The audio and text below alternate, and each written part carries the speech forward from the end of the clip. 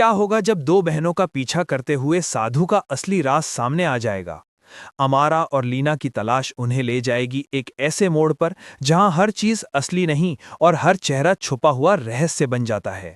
क्या वो अपने शौहर को ढूंढ पाएंगी या बाबा जाहिद की साजिश उन्हें रोक देगी? पूरा रहस्य जानने के लिए देखिए हमारी पूरी स्टोरी, हर पल रोमांच और हैरत से भरपूर। अगर आपको ये स्टोरी बहुत खूबसूरत और दिल को छूने वाली लगी हो तो हमारे चैनल दिल भर स्टोरी G9 को सब्सक्राइब करें, वीडियो को लाइक करें और बेल आइकन प्रेस करें ताकि हमारी अगली वीडियो सबसे पहले आपकी स्क्रीन पर टन बजते ही पहुंच जाए। और हाँ, अपने दोस्तों के साथ शेयर करना मत भूलें। रोमांच और हैरत से भरपूर। गहनी रात थी, हवा में ठंडक और जंगल में सन्नाटा पसरा हुआ था। जब दो जवान लड़कियां रास्ता भटक गईं और चलते चलते एक वीरान झोपड़ी तक पहुंच गईं। दोनों ने झोपड़ी का दरवाजा खटखटाया। कुछ पल बाद दरवाजा धीरे धीरे खुला। सामने एक बूढ़ा फकीर खड़ा था। लोग उसे बाबा सलीम के नाम से जानते थे। सफेद दाढ़ी, झुर्रियों से भरा चेहरा, मगर आंखों में एक अजीब सी चमक। उसने दोनों लड़कियों को देखा तो जैसे ठहर सा गया। दोनों के चेहरे थके हुए थे, कपड़ों पर मिट्टी और पत्ते लगे थे, मगर उनकी सूरतों में एक नूर था जो उस अंधेरी रात को भी रोशन कर दे। एक का नाम था ज़ारा, दूसरी नूरा, मासूम, डर से कांपती हुई। बाबा सलीम की नजरें दोनों से हट नहीं रही थीं। उसकी आंखों में सालों की वीरानी, तन्हाई और कोई अनकही चाह जैसे जाग उठी हो। ज़ारा ने धीमे लहजे में कहा, हम रास्ता भटक गई हैं, शहर की तरफ जा रही थीं, मगर जंगल में राह खो गई। अगर आप इजाजत दें तो एक रात पनाह मिल जाए, सुबह होते ही निकल जाएंगे। बाबा कुछ देर चुप रहा, फिर बोला, आ जाओ अंदर, इस वीराने में तो परिंदा भी नहीं आता। दोनों लड़कियां झोपड़ी में दाखिल हुईं। बाबा ने एक कोने की तरफ इशारा किया, वहीं आराम कर लो बेटी। ज़ारा और नूरा थकान से चूर होकर वहीं लेट गईं। कुछ ही पलों में दोनों नींद में डूब गईं। बाहर हवा पेड़ों के पत्तों को हिलाकर अजीब आवाजें पैदा कर रही थी। रात का सन्नाटा गहराने लगा था। तभी आखिरी पहर के करीब नूरा की आंख खुली। उसने देखा बाबा सलीम उसके सिरहाने खड़ा था। आंखों में चमक और होंठों पर एक हल्की सी मुस्कान थी। क्या हुआ बाबा? नूरा ने थोड़ा घबराकर पूछा। बाबा बोला, कुछ नहीं बेटी, लगा तुम्हें ठंड लग रही होगी, इसलिए चादर देने आया था। नूरा ने चादर ली, भौहें चढ़ाते हुए बोली, अब सोने दीजिए, सुबह हमें लंबा सफर तय करना है। बाबा ने कुछ नहीं कहा और वापस जाकर अपनी जगह लेट गया, मगर उसकी आंखें अब भी नींद से कोसों दूर थीं। सुबह की पहली किरण झोपड़ी में दाखिल हुई। ज़ारा और नूरा उठीं और बोलीं, बाबा, हम अब चलना चाहती हैं, आपने कोई इंतजाम किया? बाबा कुछ देर तक उन्हें देखता रहा, फिर बोला, शहर दूर है, रास्ते भी खतरनाक हैं। तुम लोग जवान हो, अकेले जाना ठीक नहीं। आज की रात और रुक जाओ, कल सुबह मैं किसी काफिले का इंतजाम कर दूंगा। दोनों लड़कियों ने एक दूसरे की तरफ देखा। डर और शक के साए फिर से उनके दिल में उतर आए। बाहर पेड़ों के साए और लंबे हो गए थे, जैसे जंगल भी कुछ कहना चाहता हो। ज़ारा झिझकते हुए बोली, नहीं बाबा, हमें अब जाना है। बाबा सलीम कुछ पल चुप रहा, फिर नर्म आवाज में बोला, तो कम से कम दोपहर तक रुक जाओ बेटियों, बाहर बहुत गर्मी है, धूप में चलना ठीक नहीं, फिर सोचते हैं कुछ। उसकी बातों में अब एक अजीब सी नरमी और एक ऐसी खुशबू थी जैसे हवा में कोई छलावा घुल गया हो। नूरा ने ज़ारा की तरफ देखा। दोनों कुछ पल सोच में डूबी, फिर धीरे से सिर हिलाया। पूरा दिन बाबा सलीम उनके आसपास ही रहा, बातों में उलझाने वाला, कभी मोहब्बत भरी निगाहों से घूरने वाला, जैसे हर लम्हा वो दोनों उसके दिल के किसी पुराने खाली कोने को भर रही हों। रात आई। ज़ारा और नूरा अपने बिस्तर पर लेट गईं। बाबा भी अपनी जगह लेट गया, मगर जब रात का सन्नाटा फिर उतरने लगा तो बाबा चुपचाप उठा और दबे पांव लड़कियों की तरफ बढ़ा। उसकी आंखें खास तौर पर नूरा पर टिकी थीं। वो उसके पास जाकर बैठ गया और धीरे से उसके माथे पर हाथ फेरने लगा। उसी पल नूरा की आंख खुल गई। वो चौंक कर उठ बैठी। क्या कर रहे हो बाबा? वो गुस्से में बोली। बाबा ने नजरें झुका लीं और बोला, बस तकिया देने आया था बेटी, बिना सिरहाने सोएगी तो गर्दन में दर्द हो जाएगा। नूरा ने तकिया लिया और सख्त लहजे में बोली, अब तंग मत करो, सोने दो। बाबा वापस अपनी जगह जाकर लेट गया, मगर उसकी आंखों से नींद गायब थी। दिल में बड़बड़ाया, सुबह चली जाएंगी, फिर कभी नहीं लौटेंगी। नहीं, ऐसा नहीं होने दूंगा, किसी भी तरह इन्हें रोकना होगा। उसकी आंखों में अब एक और खतरनाक साजिश पल रही थी। सुबह हुई तो नूरा ने कहा, हमें देर हो रही है बाबा, अब रोकने की कोशिश मत करना। बाबा ने धीरे से कहा, इतने घने जंगल में तुम दोनों जवान लड़कियां अकेली कहाँ जाओगी? आज की रात यहीं रहो, कल यहाँ से एक काफिला गुजरेगा, उसके साथ चली जाना। जब बाबा सलीम ने काफिले की बात की तो ज़ारा और नूरा के चेहरों पर थोड़ी राहत आई। चलो कल निकल जाएंगे, ज़ारा ने कहा। दोनों ने एक दूसरे की तरफ देखा और सिर हिला दिया। ठीक है, आज की रात और रुक जाते हैं। बाबा सलीम ने जब ये बात सुनी तो उसकी आंखों में एक अजीब सी चमक दौड़ गई। एक रात और, वो खुद से बुदबुदाया, अब की बार ये मौका हाथ से नहीं जाने दूंगा। दिन भर बाबा दूर बैठा उन्हें देखता रहा। उसकी आंखों की गहराई अब और स्याह हो चुकी थी। वो निगाहें अब सिर्फ देखने की नहीं थीं, उनमें कोई दबी हुई भूख थी, कोई पुरानी प्यास। रात फिर से ढलने लगी। ज़ारा और नूरा अपने बिस्तर पर लेट गईं। बाबा भी अपनी जगह गया, लेकिन नींद उससे कोसों दूर थी। उसकी निगाहें अब छत नहीं, उस कोने को देख रही थीं जहां लड़कियां सो रही थीं। उसकी सांसें तेज हो चुकी थीं। दिल की धड़कन में एक अजीब सी हलचल थी। धीरे धीरे वो अपने बिस्तर से उठा और चुपके से उस कोने की तरफ बढ़ा।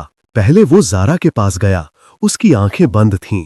बाबा उसके पास बैठा और उसके बालों को नरमी से सहलाने लगा। ज़ारा थोड़ा सी हिली। बाबा डर गया, कहीं जाग ना जाए। ये सोचते ही वो वहां से उठकर नूरा के पास चला गया। अब उसने नूरा का हाथ अपने हाथों में ले लिया और देर तक उसके चेहरे को निहारता रहा। उसकी आंखों में अब सिर्फ तमन्ना नहीं, एक अजीब सी बेबसी और हवस का साया उतर आया था। तभी नूरा की आंखें अचानक खुल गईं। तुम, वो चीख पड़ी। बाबा ने फौरन उसका मुंह दबा लिया। आवाज मत करो, कोई सुन लेगा। फिर धीरे धीरे पीछे हटता हुआ वो अपने बिस्तर पर जाकर लेट गया, जैसे कुछ हुआ ही ना हो। नूरा कांप रही थी, उसका दिल तेजी से धड़क रहा था। वो चुपचाप बिस्तर पर लेटी रही, मगर उसके जहन में एक ही सवाल घूम रहा था, ये बाबा मेरे पास क्यों आया था? वो क्या चाहता है?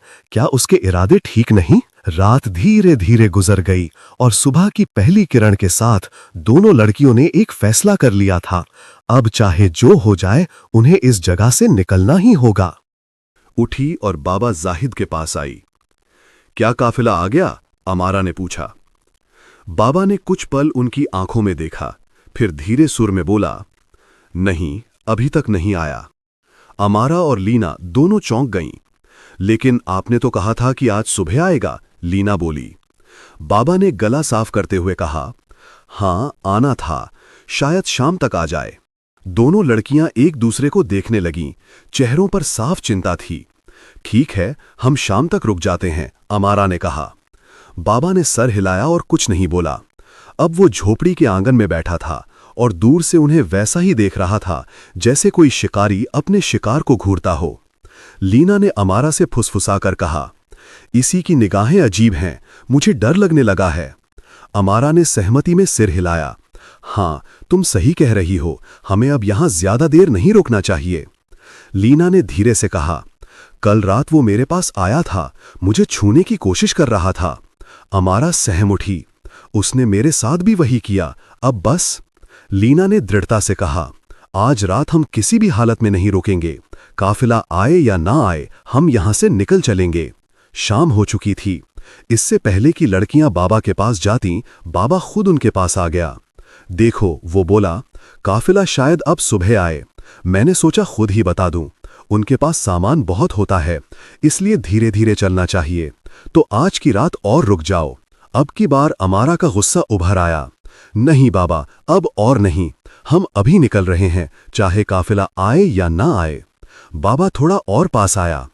अभी रात होने ही वाली है, तुम दोनों जवान लड़कियां हो, इस जंगल में कहां जाओगी? यहां जानवर भी घूमते हैं। उसकी आवाज में फिक्र से ज्यादा एक चाल झलक रही थी। अब दोनों लड़कियों को पूरा यकीन हो चुका था, ये साधु अब उनकी मदद नहीं, उनकी कैद बन चुका है। लीना ने धीरे से अमारा की ओर देखा। अमारा ने गहरी सांस ली और बोली, हमारे पास और कोई चारा नहीं। एक रात की तो बात है, रुक जाते हैं। मगर एक बात साफ कर दो, ये आखिरी रात होगी। अमारा ने सख्ती से बाबा जाहिद से कहा, सुनो, हम आज की रात रुकेंगे, पर कल सुबह चाहे काफिला आए या नहीं, हम निकल जाएंगे। बाबा जाहिद ने हल्की मुस्कान के साथ सर हिलाया, जैसा तुम चाहो। मगर उस मुस्कान में कुछ ऐसा था जो पहले नहीं था, कोई दबी हुई चाल, कोई अंधेरा इरादा। रात उतर आई थी। अमारा और लीना इस बार पूरी तरह सतर्क थीं। झोपड़ी के कोने में लेटी रहीं, मगर नींद उनकी आंखों से कोसों दूर थी। धीमे सुर में दोनों फुसफुसा रही थीं, उम्मीद है आज की रात जल्दी बीत जाए। बस आंखें बंद करके ऐसे लेटे रहो जैसे गहरी नींद में हो। बाबा जाहिद भी अपने बिस्तर पर था, मगर उसकी एक आंख आधी खुली थी। वो बार बार उनकी तरफ नजर दौड़ा रहा था, देखने के लिए कि क्या वे सच में सो गई हैं। जब उसे लगा कि लड़कियां अब हिलडुल नहीं रहीं, उसने आंखें बंद कर लीं, पर भीतर उसका दिल बेचैनी से करवटें ले रहा था। कुछ देर बाद जब उसे पूरा यकीन हो गया कि वे सो चुकी हैं, वो धीरे से उठ खड़ा हुआ और पांव लड़कियों की तरफ बढ़ाने लगा। वो कुछ देर चुपचाप उनके पास खड़ा रहा, उनके चेहरों, सांसों और हलचलों को पढ़ता हुआ। फिर वो अमारा के पैरों के पास बैठ गया और धीरे धीरे उसके पैर सहलाने लगा। उसी वक्त अमारा की पलकें हल्की सी खुलीं। बाबा को जैसे आहट मिल गई। वो फौरन पीछे हटा और अब लीना के पास जा पहुंचा। वो उसके पास बैठ गया और उसके माथे को नरमी से सहलाने लगा। लीना ने करवट ली और घबराकर मुंह नीचा कर लिया। उसने कुछ नहीं कहा, मगर उसकी सांसें और जिस्म की हरकतें साफ बता रही थीं कि वो जाग चुकी है। बाबा चुपचाप उठा और वापस जाकर लेट गया। उसके सीने में अभी भी बेचैनी की लहरें थीं, मगर चेहरा उतना ही शांत था जैसे कुछ हुआ ही ना हो। सवेरे होने पर अमारा और लीना उठीं और सीधे बाबा के पास पहुंचीं। तो क्या आया तुम्हारा काफिला? क्या आज कोई नया बहाना होगा? अमारा ने तीखे लहजे में पूछा। बाबा कुछ पल खामोश रहा, फिर बोला, नहीं, आज भी नहीं आया। लीना अब गुस्से से कांप रही थी। हमें तो पहले ही पता था कोई काफिला नहीं आने वाला, अमारा ने तिक्त स्वर में कहा। तुम हमें किसी और मकसद से रोक रहे हो, अब हमें सब समझ आ गया है। उसने लीना का हाथ पकड़ा, चलो यहां से चलते हैं अभी। जैसे ही वे झोपड़ी का दरवाजा पार करने लगीं, बाबा जाहिद अचानक सामने आ खड़ा हुआ। तुम यहां से नहीं जा सकती, उसने सख्ती से कहा। रास्ते से हट जाओ वरना हम जोर से चिल्लाएंगे, लीना ने चेतावनी दी। बाबा ने शांत आवाज में कहा, इस वीराने में तुम्हारी आवाज सुनने वाला कोई। अमारा की आंखों में आंसू और गुस्सा दोनों एक साथ चमक उठे। तुम हमारे बाप की उम्र के हो, कोई तो शर्म करो, कोई तो लिहाज रखो। बाबा की आवाज अब गंभीर हो गई। जैसा दिख रहा है वैसा नहीं है। तुम जिसको तलाशते हुए बसरा जा रही हो, क्या पता वो यहीं कहीं हो? अमारा और लीना चौंक उठी। तुम्हें कैसे मालूम कि हम किसी को ढूंढ रही हैं? लीना ने सवाल किया। बाबा ने आंखें झुका लीं। ये बात मैं अभी नहीं बता सकता, मगर अगर तुम आज की रात यहीं रुक जाओ तो ये तुम्हारे हक में होगा। अब की बार लड़कियां डरी नहीं, बल्कि उनके भीतर गुस्सा भर गया था। फिर वही चाल, अमारा बुदबुदाई, एक बूढ़े आदमी को आखिर क्या हो गया है, क्यों बार बार रोक रहा है? बाबा फिर बोला, बस एक रात और, कल सुबह तुम्हारे हर सवाल का जवाब मिलेगा। शायद तुम्हें बसरा जाने की जरूरत ही ना पड़े। अब दोनों लड़कियां उलझन में थीं। ये कैसे जानता है कि हम किसे ढूंढ रहे हैं? क्या ये सिर्फ एक साधु है या कुछ और? पर अब उनका भरोसा पूरी तरह टूट चुका था। अमारा ने बाबा को जोर से धक्का दिया और लीना का हाथ पकड़कर झोपड़ी से बाहर निकल गई। बाबा उनके पीछे भागा। अगर तुम चली गई तो सब कुछ बर्बाद हो जाएगा। उसकी आवाज कांप रही थी। कुछ दूर जाने के बाद दोनों लड़कियां थक कर एक पेड़ के नीचे बैठ गईं। सांसें तेज थीं, चेहरे पर घबराहट, मगर इरादा अब मजबूत था। उसी वक्त पीछे से हाँफता हुआ बाबा जाहिद उनके पास आ पहुंचा। उसकी सांसें फूली हुई थीं, मगर आवाज अब भी धीमी और रहस्यमयी थी। मैं आखिरी बार कह रहा हूं, अगर अब भी चली गई तो तुम अपने अतीत की सारी राहें खो दोगी। आज रात वापस जाओ। अगर तुमने ये रात मेरे साथ उस घर में गुजार ली तो शायद तुम्हें बसरा जाने की जरूरत ही ना पड़े। अमारा और लीना थक चुकी थीं, जिस्म भी और दिल भी, मगर उनकी आवाज अब सख्त थी। अगर कुछ बात है तो साफ साफ क्यों नहीं बताते? अमारा ने गहरी नजरों से पूछा। बाबा ने लंबी सांस ली और कहा, अभी नहीं बता सकता। अगर अभी सब कह दिया तो बहुत कुछ बर्बाद हो जाएगा। कुछ पल की खामोशी के बाद उसने एक और बात कही, मैं सिर्फ इतना जानता हूं कि तुम दोनों अपने शौहर को तलाश करते हुए निकली हो। ये सुनते ही दोनों लड़कियां ठिठक गईं, उनकी सांसें जैसे थम गईं। वो चुपचाप बाबा को देखने लगीं। हाँ, अमारा ने रुकते हुए कहा, हम अपने शौहरों को ढूंढ रहे हैं। लीना ने भी हैरानी से पूछा, लेकिन तुम्हें ये सब कैसे मालूम? बाबा जाहिद की आंखें अब पूरी गंभीरता से चमक रही थीं।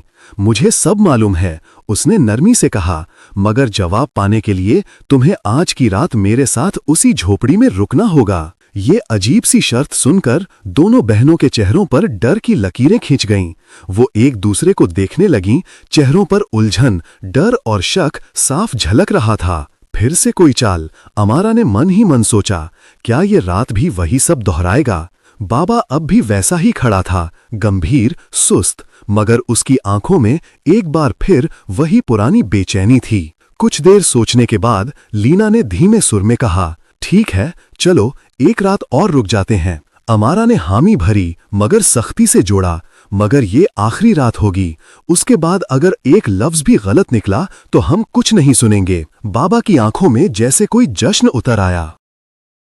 उसके होठों पर मुस्कान थी, मगर उसमें सुकून नहीं था, एक हासिल की आहट थी। ठीक है, उसने कहा। तीनों वापस झोपड़ी की ओर चल पड़े। अमारा और लीना आगे थीं, जबकि बाबा उनके पीछे। उसकी चाल में अब उतावलापन नहीं था, मगर निगाहों में अब भी वही हलचल थी। मन ही मन वो खुद से बुदबुदा रहा था, आज की रात कितनी मुश्किल से आई है, इसे मैं यूं ही जाने नहीं दूंगा। रात उतर आई। अमारा और लीना पहले से भी ज्यादा सतर्क थीं। बिस्तर पर लेटी जरूर थीं, मगर आंखें खुली थीं। हर आहट पर ध्यान, हर परछाई पर नजर। धीमे सुर में दोनों एक दूसरे से फुसफुसा रही थीं। बाबा जाहिद अपनी जगह लेटा हुआ था, मगर उसकी नजरें अब भी उसी कोने पर थीं। जब रात का आखिरी पहर आया और बाबा को लगा कि अब नींद ने लड़कियों को अपनी आगोश में ले लिया है, वो धीरे से उठा। पहले अमारा के पास गया, उसके पास बैठा और बहुत नरमी से उसका हाथ अपने सीने से लगाकर देर तक उसे देखता रहा। अमारा ने एक झटके में हाथ छुड़ाया और मुंह फेर लिया। बाबा अब दूसरी ओर बढ़ा, लीना के पास। वो उसके पास बैठ गया, उसे देर तक देखता रहा और फिर उसके माथे पर एक नरम सा बोसा दे दिया। लीना घबरा गई, उसने करवट ली और मुंह नीचे कर लिया, मगर कुछ बोली नहीं। बाबा चुपचाप उठा और वापस जाकर अपने बिस्तर पर लेट गया। सुबह की पहली किरण जब झोपड़ी की दीवारों से छनकर अंदर आई, अमारा और लीना अब भी जागी हुई थीं। उनके चेहरों पर नींद का नहीं, बल्कि डर और बेचैनी का अक्स था। इस बार उन्होंने कोई सवाल नहीं किया, कोई विदाई नहीं मांगी, बस उठी और चुपचाप निकलने लगीं। जैसे ही उन्होंने झोपड़ी का दरवाजा पार किया, लीना की नजर एक कोने में बैठे एक व्यक्ति पर पड़ी। वहां कोई था, एक नौजवान, बेहद शांत, रोशन चेहरा, साफ और पाक लिबास, मगर उसका चेहरा दूसरी ओर था। अमारा भी ठिठक गई। दोनों ने हैरान और कांपती आवाज में एक दूसरे से कहा, ये कौन है? लीना धीरे धीरे उस नौजवान की ओर बढ़ी जो झोपड़ी के कोने में बैठा था। सफेद उजला लिबास, रोशन चेहरा, मगर चेहरा अब भी दूसरी तरफ। तुम कौन हो? उसने कांपती हुई आवाज में पूछा। नौजवान ने धीरे से अपना चेहरा उनकी ओर मोड़ा। अगले ही पल अमारा और लीना के पैरों तले जमीन खिसक गई। या अल्लाह! अमारा चीख उठी, ये तो हमारा शौहर है। वो दोनों दौड़ती हुई उसके गले लग गईं। उनकी आंखों से आंसू झरनों की तरह बहने लगे। वो लम्हा किसी चमत्कार से कम नहीं था। तुम यहां कैसे? क्या हम कोई ख्वाब देख रहे हैं? लीना ने कांपते हुए पूछा। नौजवान ने उन्हें अपनी बाहों में समेटे रखा और धीरे से कहा, नहीं, ये ख्वाब नहीं, हकीकत है। मैं लौट आया हूं। उनकी खुशी की कोई हद नहीं थी। अमारा ने पूछा, लेकिन तुम थे कहां और इस बाबा जाहिद की झोपड़ी में कैसे पहुंचे? वो हमें बिल्कुल भी सही नहीं लगा। क्या तुम उसे जानते हो? नौजवान की आंखों में अब कोई राज नहीं था, बस राहत थी। उसने धीमे से कहा, पहले बाबा जाहिद को बुलाकर लाओ, देखो वो कहाँ है। अमारा और लीना झोपड़ी के हर कोने में उसे ढूंढने लगीं, मगर वो कहीं नहीं था, ना बाहर न भीतर। वापस आकर बोली, वो तो गायब है, लगता है जैसे हवा में उड़ गया हो। नौजवान ने गहरी सांस ली और कहा, साधु कहाँ गया, अब ये तुम्हें खुद समझ आ जाएगा। लेकिन उससे पहले क्या तुम नहीं जानना चाहोगी कि मैं इतने सालों से कहाँ था? दोनों बहनों ने एक साथ सर हिलाया। बताओ बताओ सब कुछ। अब कहानी का सबसे बड़ा पर्दा उठने वाला था। नौजवान ने बोलना शुरू किया। वो दिन मुझे आज भी याद है। मैं घर से निकला था बाजार की तरफ। रास्ते में मुझे एक बूढ़ा आदमी और एक बेहद हसीन लड़की मिली। बूढ़ा बिल्कुल बाबा जाहिद जैसा था और वो लड़की इतनी दिलकश जैसे किसी दूसरी दुनिया की हो। नौजवान की आवाज में अब भी हैरत की झलक थी। मैंने मजाक में कहा, ऐसी हसीन लड़की ने इस बूढ़े से शादी क्यों की? तुम्हें तो किसी जवान के साथ होना चाहिए। मगर मैंने नहीं जाना, वो लड़की इंसान नहीं थी, उसमें कोई कुदरती राज छिपा था। अमारा और लीना अब सांस रोककर सुन रही थीं। उसने मेरी तरफ देखा, कुछ बुदबुदाई और मुझ पर फूंक मारी। अगले ही पल मैं उसी बूढ़े की शक्ल में बदल गया। मेरी पहचान मिटा दी गई और मेरी सूरत उसकी हो गई। फिर उसने कहा, ये तेरी सजा है, अब तू सारी उम्र यहीं इस झोपड़ी में ऐसे ही रहेगा। लेकिन उसने एक उम्मीद भी छोड़ी। कहा, अगर वो दोनों जिनसे तू मोहब्बत करता है तुझे तलाशते हुए इस वीराने तक पहुंचें और तेरे साथ वक्त गुजारें बिना तुझे पहचाने, तो तू अपनी असलियत में लौट सकेगा। वो रुका, फिर बोला, मगर एक और शर्त थी, मैं खुद कभी अपनी पहचान नहीं बता सकता था। लीना की आवाज अब कांप रही थी। तो क्या वो बाबा जाहिद तुम ही थे? नौजवान ने सर झुकाकर धीरे से कहा, हाँ मैं ही था, वही बाबा जाहिद जिसे तुमने एक साधु समझा। ये सुनते ही अमारा और लीना फूट फूट कर रोने लगीं। उसे गले लगाते हुए बोलीं, हमें माफ कर दो, हम तुम्हें पहचान ही नहीं सकीं। नौजवान ने मुस्कुराते हुए उनके सर पर हाथ रखा, इसमें तुम्हारा कोई कसूर नहीं, तुम जानती ही नहीं थी कि मैं कौन हूं। तुम्हारा दिल सच्चा था, नीयत पाक, और यही सच्चाई मेरी सजा को तोड़ दे। अगर आपको ये स्टोरी बहुत खूबसूरत और दिल को छूने वाली लगी हो तो हमारे चैनल दिल भर स्टोरी G9 को सब्सक्राइब करें, वीडियो को लाइक करें और बेल आइकन प्रेस करें ताकि हमारी अगली वीडियो सबसे पहले आपकी स्क्रीन पर टन बजते ही पहुंच जाए। और हाँ, अपने दोस्तों के साथ शेयर करना मत भूलें।